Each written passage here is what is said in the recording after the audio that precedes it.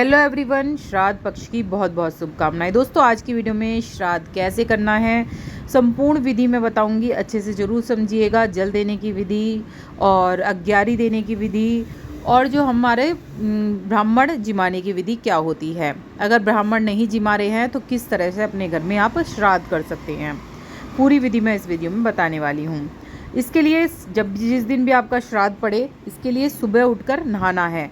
उसके बाद पूरे घर की सफाई करनी है। घर में गंगा जल या गोमूत्र जरूर छिड़कें। फिर इसके बाद दक्षिण दिशा में मुँह करके बाएं पैर को मोड़कर बाएं घुटने को जमीन पर टिकाकर बैठ जाना है। इसके बाद दोस्तों, तांबे के चौड़े बर्तन में काले तिल, गाय का कच्चा दूध, गंगा जल और पानी डालना है। उस जल को दोनों हाथों में भरकर सीधे हाथ के अंगूठे से उसी बर्तन में गिराना है। इस तरह 11 बार करते हुए पितरों का ध्यान करना है। उसकी मैंने अलग से वीडियो बनाई है, चैनल पे जाके देख सकते हैं आप, या फिर लास्ट में आएगी वीडियो के, उसमें भी आप देख सकते हैं। मैंने करके बताया है किस तरह से करना है। घर के आंगन में रंगोली बनानी है। महिलाएं शुद्ध होकर पितरों के लिए भोजन बनाएं। श्राद्ध के अधिकारी व्यक्ति यानी श्रेष्ठ ब्राह्मण को न्योता देकर बुलाएं। ब्राह्मणों को भोजन करवाएं और निमंत्रित ब्राह्मण के पैर धोने चाहिए। ऐसा करने से दोस्तों बहुत ज़्यादा पुण्य मिलता है। ऐसा करते समय पत्नी को दाहिनी तरफ अपने आप को होना चाहिए। अगर आप ब्राह्मण को नहीं बुला पा रहे हैं तो आप कैसे कर सकते हैं श्राद्ध, उसकी भी जान लेते हैं। दोस्तों, पितरों के निर्मित अग्नि में गाय के दूध से बनी खीर अर्पित करनी चाहिए।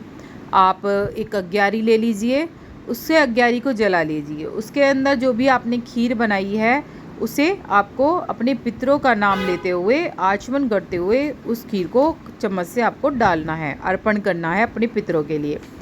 ब्राह्मण भोजन से पहले पंचबलि जरूर निकाली जाती है, यानी कि कुत्ते, गाय, कौवे, देवता और चींटी के लिए भोजन सामग्री जो तोरई के पत्ते होते हैं उन पर निकाली जाती है।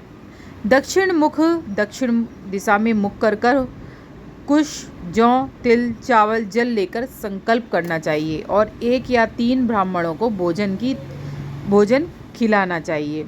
अगर ना खिलाएं तो सिर्फ आप, जैसे मैंने बताया, 5 पंचबली ही निकाल कर आप ऐसे ही पूजा कर सकते हैं, या फिर आप किसी गरीब को भी जिमा सकते हैं। दक्षिण मुखी होकर आपको, जैसे मैंने बताया है, चावल, तिल लेकर संकल्प करना है और फिर ब्राह्मणों को भोजन करा दीजिए, भोजन परोसिए। क्या क्या भोजन परोसना है उसे भी इसी वीडियो में मैं बताने वाली हूँ। प्रसन्न होकर आपको भोजन परोसना है। भोजन के उपरांत यथाशक्ति दक्षिणा देनी है और अन्य सामग्री भी आपको दान करनी है। अन्य सामग्री जो दान करने की है, क्या कर सकते हैं उसे भी जान लेते हैं।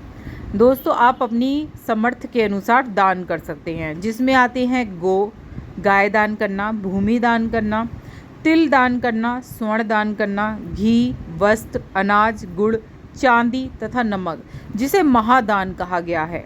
इसके बाद निमंत्रित ब्राह्मण की 4 बार प्रदक्षिणा करके उनका आशीर्वाद आपको लेना है।